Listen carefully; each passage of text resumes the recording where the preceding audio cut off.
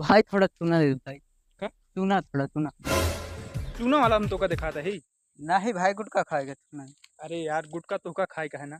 हम्म। तो हाय सौखिया ना। तो तू अपन पूरी करा ना यार, हमसे काय बरे चूना मांगा था। अरे भाई है कि नहीं ही बतावा। आवाज नीचे, आवाज नीचे। देखा भाई, हम तुझसे प्यार से बोलो ही। भाई तू यार हमसे चूना मांगा कैसे? मुँह से भाई, मुँह। अरे यार, तो का यार हम चूना वाला दिखाता ही। नहीं भाई, गुटखा खाएगा भाई। यार तो हार सौखिया तू पूरी करा, आदमी कैसे आवत है कैसे नहीं, तोरे जैसे कुकुर आदमी मिलके दिमाग के दही कह देथिन।